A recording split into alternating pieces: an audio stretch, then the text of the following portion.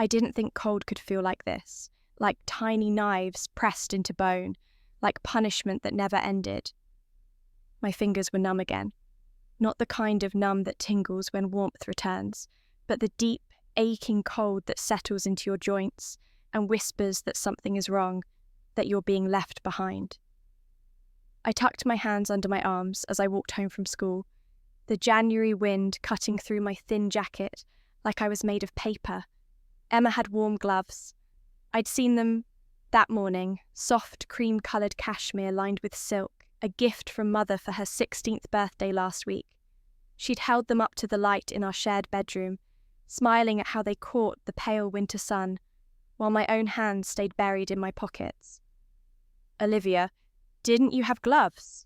Father had asked at breakfast, his voice distant, already thinking about his morning meeting. "I can't find them," I'd said quietly. "You're always losing things." Mother's sigh was familiar, practiced. "Emma never loses anything." Emma had looked at me across the table, and for just a second, something flickered in her eyes. Not guilt, never guilt, something sharper. Satisfaction, maybe? Or just indifference to the fact that my old navy gloves, the ones I'd kept carefully in my coat pocket every single day, had vanished from our room 3 days ago. I knew she'd taken them. I knew the way I knew that the sun would set, that winter would end, that I would always come second. But knowing and proving were different countries, and I'd never learned how to cross that border. The apartment building rose before me, grey concrete against a greyer sky. 5 flights of stairs because the elevator was broken again. My hands were so cold now that I couldn't feel my fingertips. I tried to warm them with my breath as I climbed, watching the fog dissipate into nothing, like every small kindness I'd tried to show myself. Inside, the apartment was warm. Emma was already home, sprawled on the sofa with her phone, those cream gloves placed carefully on the side table like precious objects. She didn't look up when I entered. "Dinner's in an hour," Mother called from the kitchen. "Emma, set the table. Olivia, do your homework quietly. Your father has a headache." I went to our bedroom and sat at my small desk by the window. My fingers were starting to burn now as feeling returned, the painful threshold between frozen and functional. I flexed them slowly, watching the white patches fade to mottled red. Through the thin wall, I could hear Father's voice rising, frustrated about something at work. Mother's softer murmur in response. The familiar symphony of a household where I was background noise, a minor character in Emma's story. I pulled out my math homework, but my hands were shaking. Not from cold anymore. From something deeper, colder than January wind. From the accumulated weight of being invisible, of being the daughter they fed and housed but never truly saw. That night at dinner, Father praised Emma's test scores. Mother showed us the dress she'd bought for Emma's upcoming school dance. I ate my rice in silence, my still aching hands wrapped around the bowl for warmth.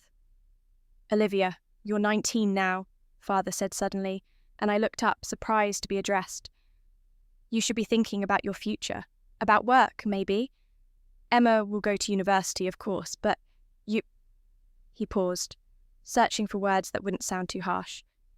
"You could find something practical, help with expenses. Emma would go to university. I could find work, the equation of my life stated plainly over dinner." "Yes, Father," I said, because what else was there to say? Later, when Emma was in the bathroom, I saw my old navy gloves tucked behind her jewellery box, deliberately hidden, but not hidden enough. She'd wanted me to find them eventually, wanted me to know and be unable to do anything about it. I didn't take them back. What would be the point? To start a fight I couldn't win? To hear Mother sigh and say I was being dramatic, that Emma wouldn't do such a thing? I left them there and went to bed with cold hands and a colder heart. The days blurred together after that. February came with more snow, more cold, more mornings where my fingers burned and ached. I started taking longer routes home from my part-time job at the bookstore, postponing the moment when I'd have to return to the apartment, to the sounds of Emma's laughter and Mother's praise and Father's quiet disappointment in my very existence. The bookstore became my refuge. Mrs. Patterson, the owner, was a kind woman in her 60s who never asked questions about why I volunteered to work the closing shift, why I stayed late to reorganise shelves that didn't need reorganising. She'd make tea in the back room and leave a cup for me, wordlessly, steam rising in the dim light. "Your hands look terrible," she said one evening, catching sight of the cracked, reddened skin. "It's just the weather," I said. "It's January in the city, everyone's cold, but not everyone looks like they're being punished by winter itself." She disappeared into the back and returned with a small tin of hand cream. "Use this, and buy proper gloves, Olivia. You're worth the investment." I took the tin but said nothing. Worth the investment. As if I'd ever been taught to think of myself in those terms. One evening, I walked past a store window and saw gloves on display, thick wool ones, lined with fleece, the kind that promised real warmth. $20. I had 23 in my wallet from my bookstore wages. I stood there for a long time, my frozen hands pressed against the cold glass, looking at those gloves. Something in me wanted them desperately. But $20 was also 3 lunches or the extra money Mother had asked me to contribute to groceries this month, or the bus fare I'd need for work next week, or... "Olivia?" I turned. David stood behind me, his scarf wrapped high against the wind. He was Emma's boyfriend, had been for 6 months. Handsome in that easy way some people are, with kind eyes that never quite looked at me long enough to really see. "No gloves?" he asked, nodding at my red chapped hands. "I lost them," I said automatically. "In this weather?" His brow furrowed with what looked like concern. "That's dangerous. You could get frostbite." I wanted to laugh. Instead, I smiled the small, apologetic smile I'd perfected over 19 years of being Olivia, the lesser daughter, the overlooked one. "I'll be fine," I said. He looked at me for a moment longer, and I thought, maybe this time someone would see. Maybe this time someone would ask the right questions, would notice that Emma's new cashmere gloves had appeared the same week mine disappeared. "Well, stay warm," he said, already pulling out his phone to text someone. Emma, probably. "See you around." He walked away, and I stood there alone in the cold, watching my breath turn to mist and vanish. I walked home the long way that night, past the park where families were sledding, past the coffee shop where couples sat in warm booths, past all the lit windows of lives that looked nothing like mine. My hands went from painful to numb to something worse, a deep ache that felt like it was eating into my bones. When I finally climbed the 5 flights to our apartment, I could barely grip the railing. Inside, Emma was showing Mother her dress for the school dance. It was red, beautiful, expensive. "Olivia, you're late," Mother said, not looking at me. "Your dinner's cold." "Sorry," I whispered. "And you're dripping water everywhere. Go change." I looked down. Snow had melted into my thin jacket, soaked through to my shirt. I hadn't even noticed. I went to our room and sat on my bed, trying to unbutton my jacket with fingers that wouldn't cooperate. Emma came in, humming, her cashmere gloves draped over her arm. "The dance is going to be amazing," she said to her reflection in the mirror. Not to me. "David's renting a car. We're going to dinner first at that French place downtown." I didn't respond. I was trying to peel off my wet socks, but my hands were shaking too badly. "You should come to my dance," Emma said suddenly, turning to me. "You could help in the coat check. They need volunteers." Help in the coat check, hold coats and purses while she danced, be useful, invisible, a piece of furniture in her perfect evening. "I have to work," I said. "You're always working. Don't you ever want to have fun?" Fun. As if fun was something available to both of us equally, as if we stood on the same ground and I was simply choosing differently. "I need the money," I said quietly. For what? You live at home. It's not like you have real expenses.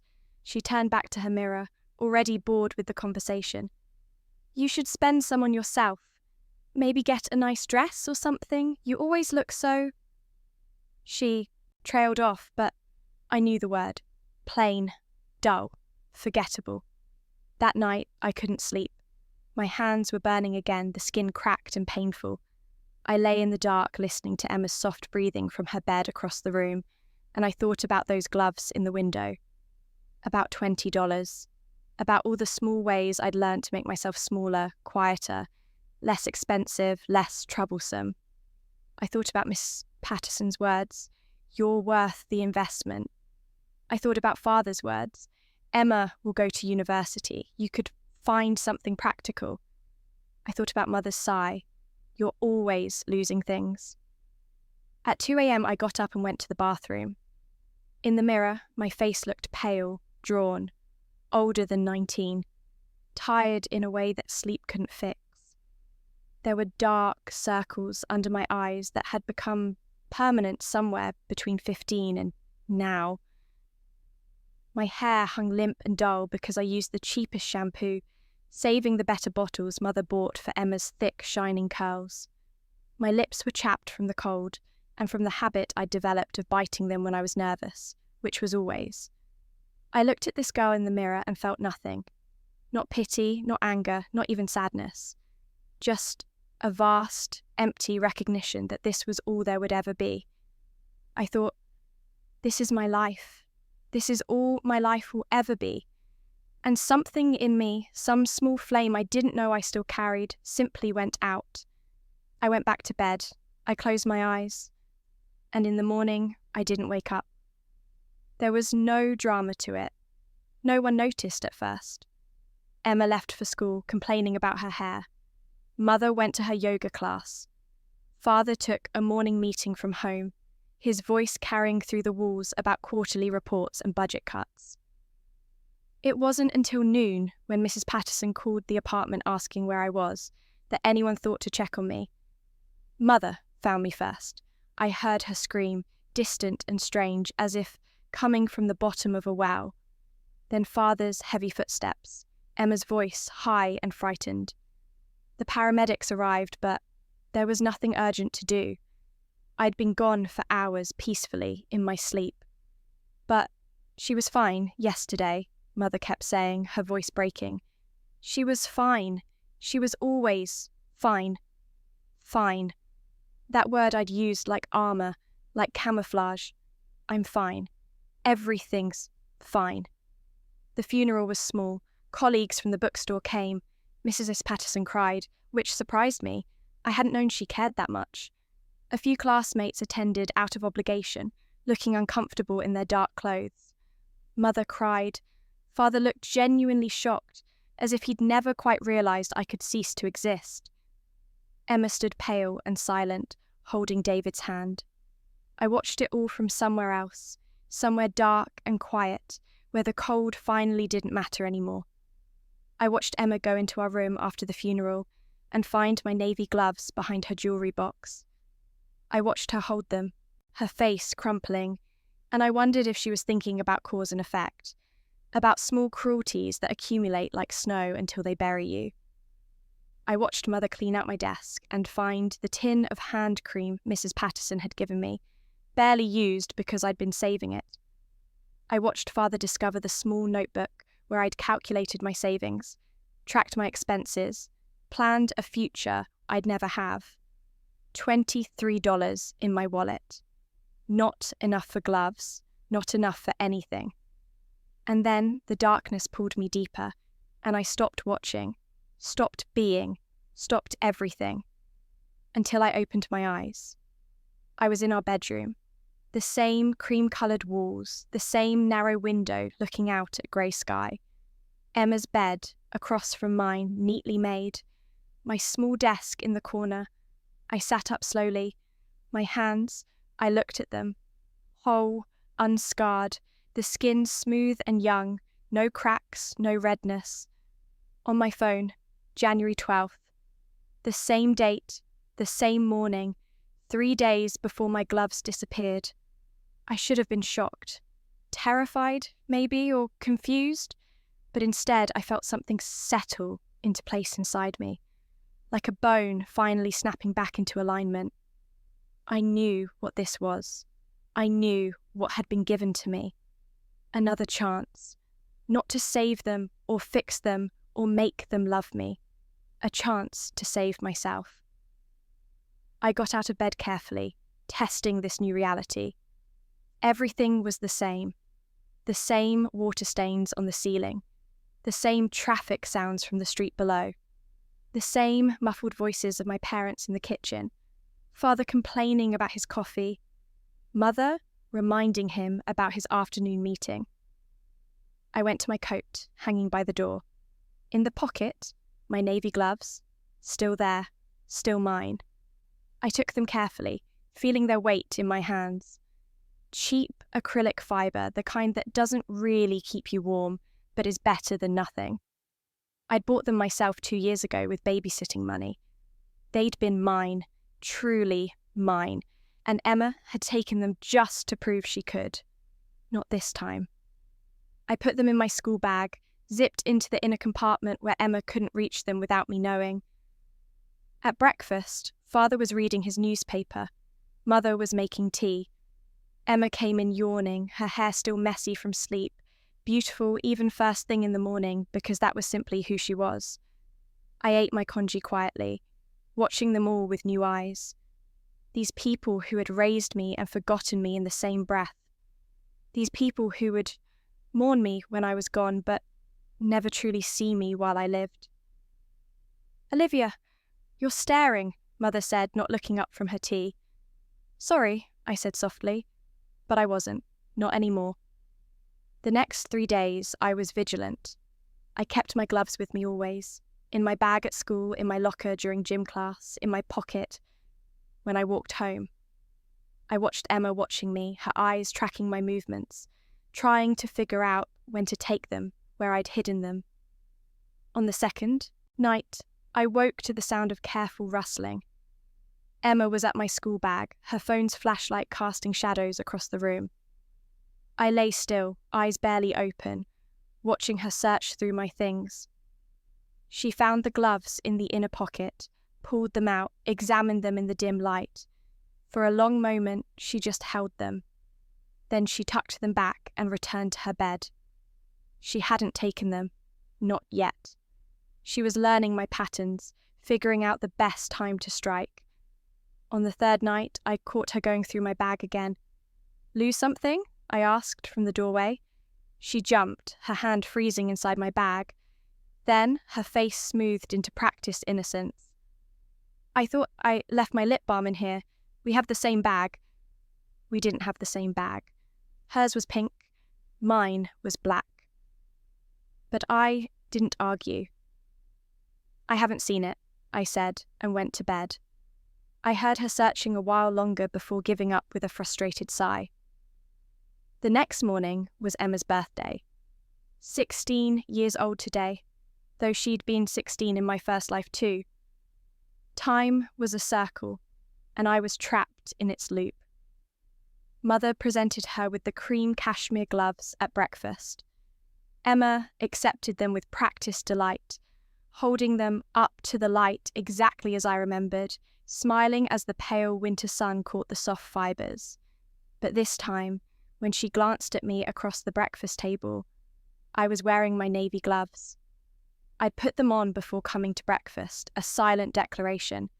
I met her eyes steadily, and something flickered across her face. Confusion, maybe, or the first hint of frustration that her plan had been disrupted. She'd wanted me to be without them, wanted me to be cold while she was warm, wanted that visible proof of the difference between us, the hierarchy that everyone pretended didn't exist, but everyone knew.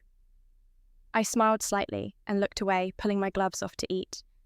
"Those gloves look worn," Mother commented, glancing at my navy ones on the table. "They work fine," I said. "Emma's are much nicer. Cashmere is so much warmer than acrylic." "I'm sure," I said, and ate my breakfast in silence. That day after school, I stopped at the store window again. The wool gloves were still there, thick and warm and promising. $20. I had 23 in my wallet, same as before. But this time, something was different. I was different. I thought about my first life, about dying with cracked hands, and $23 in my wallet because I'd believed that warmth was a luxury I hadn't earned.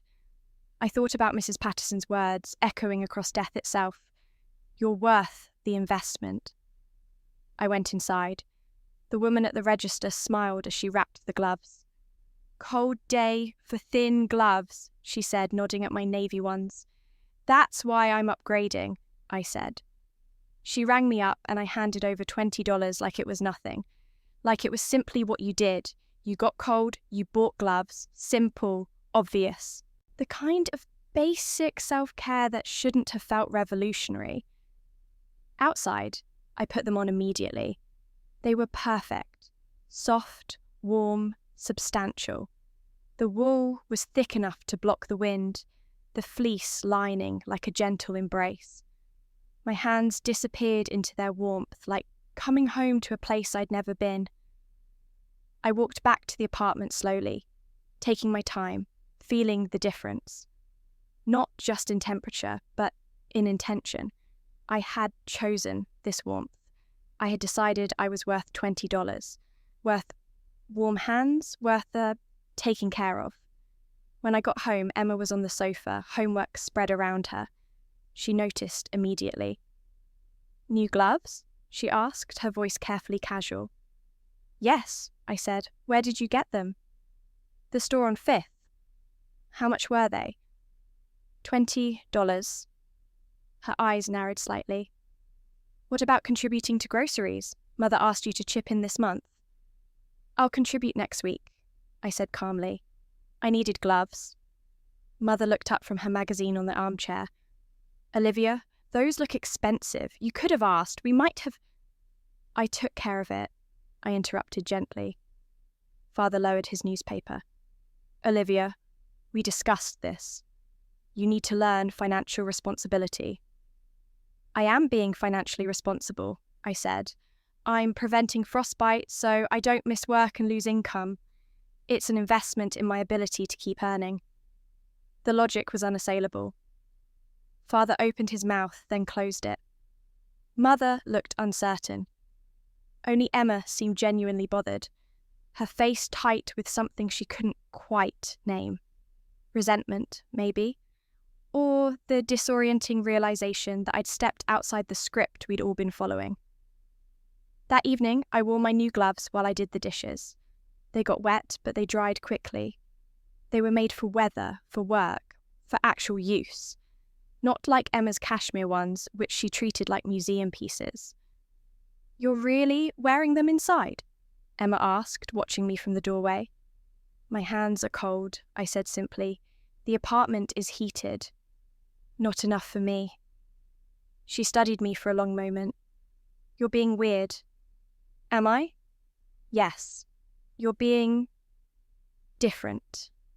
I dried the last plate and set it in the rack. Maybe I just got tired of being cold. Over the next weeks, I made other small changes. I stopped staying late at family dinners when I had early work shifts, simply excusing myself and leaving. Mother looked surprised the first time, as if she'd never considered that I might have somewhere else to be, something else that mattered. I stopped offering to help Emma with her homework when she'd never once helped me with mine.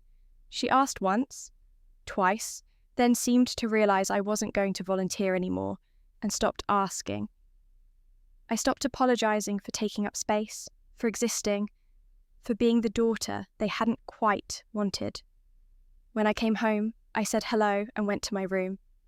When I left, I said goodbye and went. I stopped performing, the invisible labor of trying to make them comfortable with my presence. And they noticed. Olivia's been different lately, I heard Mother tell Father one evening. I was in my room, but the walls were thin. How so? I don't know. Distant. She used to be so... obliging. Obliging, the word for a child who's learned that compliance is survival, that silence is safety, that making yourself small is how you earn the right to exist. Maybe she's growing up, Father said without much interest. 19 is almost 20. She should be thinking about her future. But Emma knew better. Emma watched me with increasing frustration as I slipped away from her, as the silent audience for her life's performance gradually exited the theatre. At the bookstore, Mrs. Patterson commented on the change as too, but differently. "You look better," she said one afternoon, watching me shelve returns. "Less grey.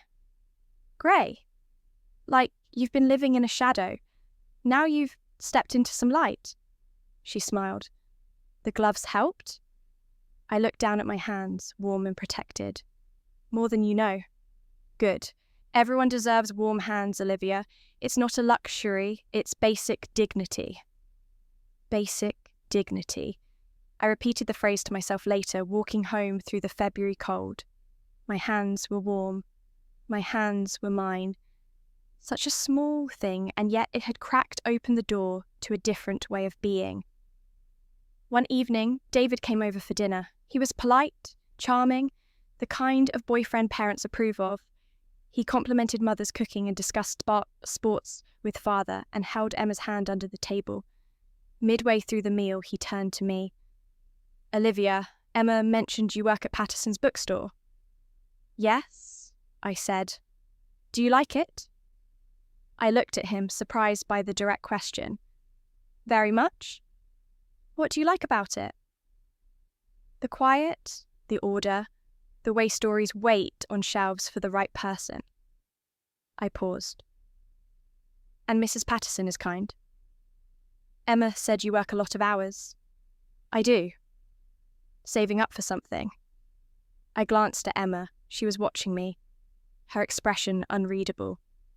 "Maybe," I said. "I haven't decided yet." "That's wise," David said. "Having options is important." Emma's hand tightened on his. "Olivia's always been practical," she said, and there was an edge to her voice I couldn't quite identify. After dinner, I excused myself to do dishes. David followed me to the kitchen. "Need help?" he asked. "I'm fine, thank you." He leaned against the counter, watching me work. "Can I ask you something?" "Okay." "Are you happy?" I stopped, hands in the soapy water. "That's a strange question." "Is it? You're Emma's sister. I've been dating her for months, but I barely know you. You're always working, always quiet. I just wondered." I looked at him properly then. He seemed genuinely curious, not just making conversation. "I'm learning to be," I said carefully. "Learning to be happy?" "Learning what that might look like for me." He nodded slowly. "That's fair. Emma's lucky to have you as a sister." I almost laughed. Instead, I said, "Why do you think that?" "Because you're steady, you're real. She's wonderful, but she's used to everything being easy. You make things look effortless, even when they're not." He left the kitchen then, and I stood there with my hands in the warm water, thinking about his words. You make things look effortless. Was that what I'd been doing? Making my struggle invisible so everyone could stay comfortable? Not anymore. In early March, the weather turned bitter. A late winter storm swept through the city, bringing ice and wind that cut through everything. I wore my wool gloves every day, and my hands never ached, never burned with cold. Emma wore her cashmere gloves once and complained they weren't warm enough. Mother bought her a second pair, leather this time, lined with rabbit fur. I said nothing. But I noticed that Emma started watching my gloves with something that looked almost like envy. They were practical, warm, unpretentious. They did what gloves were supposed to do. One afternoon, we were both in our room, doing homework. Emma looked up suddenly. "Can I try on your gloves?" I looked at her, surprised. "Why?" "I just want to see if they're as warm as they look." I took them off and handed them over. She put them on, flexing her fingers, feeling the warmth. "These are really nice," she said quietly. $20 at the store on 5th. "That's cheap." "Affordable," I corrected. There's a difference. She took them off and handed them back. Mine were $80. I know. They're not as warm as yours. No, I agreed. They're not designed for warmth. They're designed to look expensive. She was quiet for a moment. Then, do you hate me? The question surprised me. I considered it honestly. No, I said finally. I don't hate you, Emma. But you don't like me. I don't really know you. We've lived together for 19 years, but I don't think we've ever really seen each other. Whose fault is that? Does it matter? Fault doesn't change what is. She looked like she wanted to argue, but couldn't find the words. Finally, she turned back to her homework, and we sat in silence. That night, I heard her crying softly in her bed. I lay in the dark, listening, feeling nothing. Not satisfaction, not pity, just a quiet acknowledgement that something between us was ending, had maybe always been ending. In late March, David and Emma broke up. I heard the fight through the door, Emma's voice rising, David staying calm and firm. You never think about anyone but yourself. That's not true, isn't it? When was the last time you asked about someone else's day? When was the last time you noticed when someone was struggling? I notice. Do you? Did you notice your sister working herself to exhaustion? Did you notice she didn't have proper gloves all winter? There was a silence. Then, that's not my responsibility. Maybe not, but it says something about who you are. And I don't think I can be with someone who sees the world that way. The door opened. David left without looking back. Emma stood in the doorway, her face streaked with tears, and saw me in the kitchen. You heard? Yes. Are you happy now? I set down my tea. Why would I be happy about this? Because he left me. Because I'm alone. You're not alone, Emma. You're just not the centre of someone's world anymore. There's a difference. She stared at me. When did you become so cold? When I stopped dying from being too warm-hearted. I walked past her to our room, and she didn't follow. The next morning, I found Emma in the kitchen early, making coffee. Her eyes were red. I took your gloves, she said without preamble. Back in January, in the other... She stopped, looking confused. I know, I said. How do you know? I didn't do it. I was going to, but you kept them with you.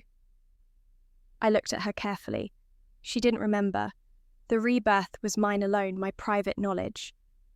I just knew you would, I said. It seemed like something you'd do. She flinched. That's harsh. But not wrong. She was quiet for a long moment, then... I'm sorry for being the way I am, for not seeing you. Okay, I said. Is that all? Just okay? What do you want me to say? That I forgive you? I do. But forgiveness doesn't erase the past, Emma. It doesn't make us close. It just means I'm not carrying anger anymore. So what now?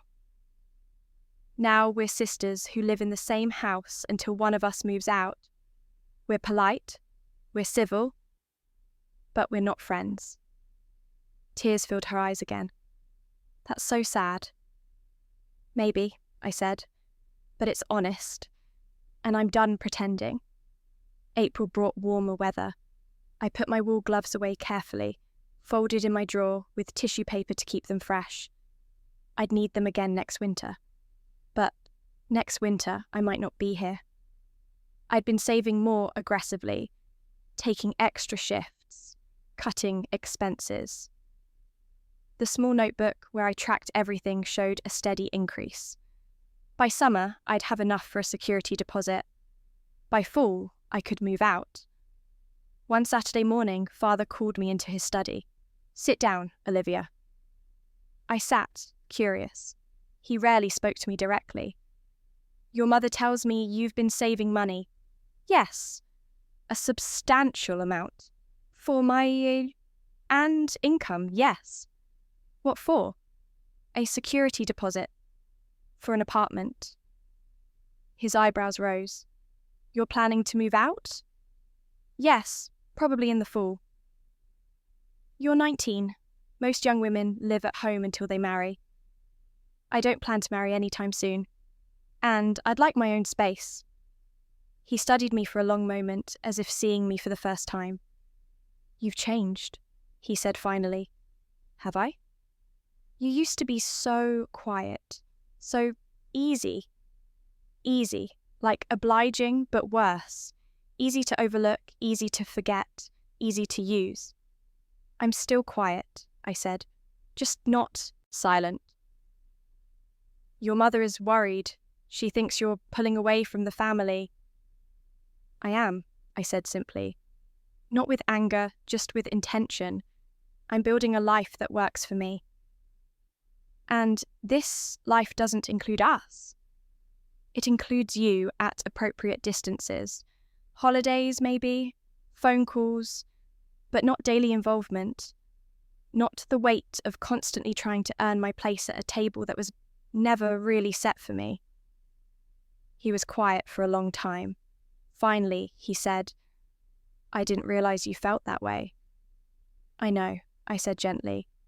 That's part of the problem. He let me go then, looking older than I'd ever seen him. That evening, Mother asked me to stay after dinner. Emma had gone to her room, Father to his study. Olivia, we need to talk. I waited. Your father told me about your plans to move out.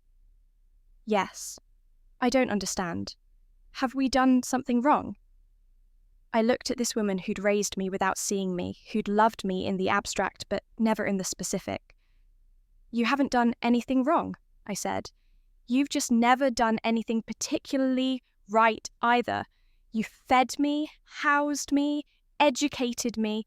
You did your duty, but you never saw me as someone who mattered beyond obligation. That's not true, isn't it? When's my birthday, Mother? She hesitated. April. June, I said quietly.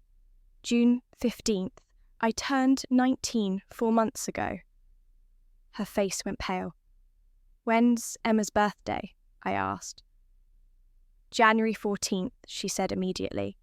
Yes, because Emma matters. Emma is seen. I'm just the other one. The easy one. The one who doesn't need attention because she never asks for it. Olivia, I'm not angry, I said and meant it. I'm just done. I'm done trying to earn what should have been freely given. I'm done making myself small. I'm moving out and I'm moving on, and I hope we can have a polite, distant relationship, but that's all I have to offer. I left her sitting at the table, tears in her eyes, and felt nothing but relief. By June, I'd found a studio apartment across town. It was small, barely more than a room with a kitchenette, but it had good heating and a window that got morning sun. The rent was manageable with my bookstore income and a second part-time job I'd taken at a cafe. I signed the lease with my own money, my own name, my own future written in ink. Moving day was quiet. I didn't ask for help. I hired a small moving service for my few pieces of furniture.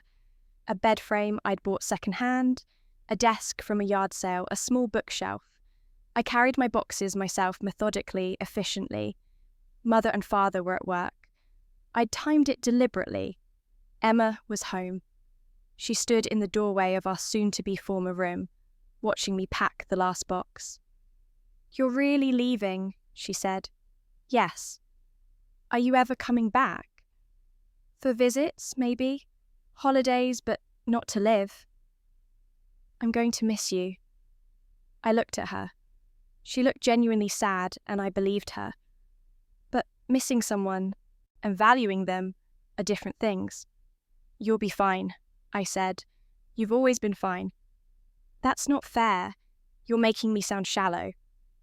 I'm not trying to. I'm just being honest. You've never needed me, Emma.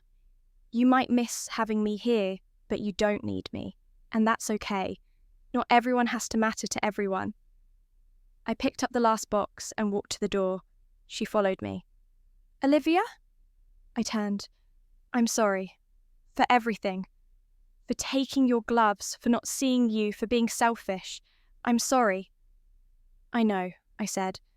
And I forgive you, but forgiveness doesn't mean staying. I left her standing in the apartment doorway and didn't look back.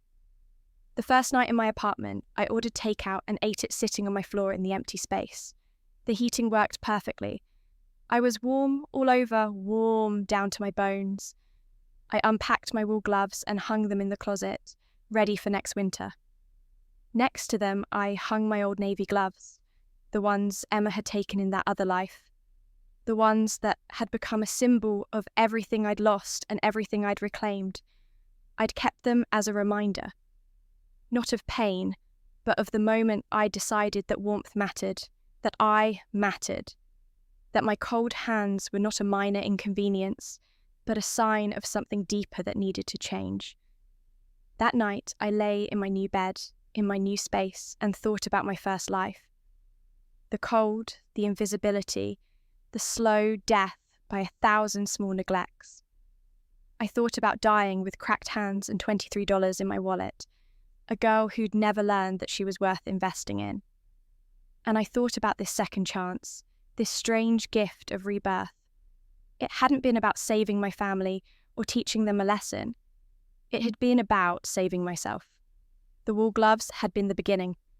That small act of choosing warmth, of deciding I deserved it. From there, everything else had followed. The boundaries, the distance, the slow construction of a life that was mine. My phone buzzed. A text from Emma. "Did you really leave?" I looked at it for a long time, then I typed back. "Yes?" Another buzz.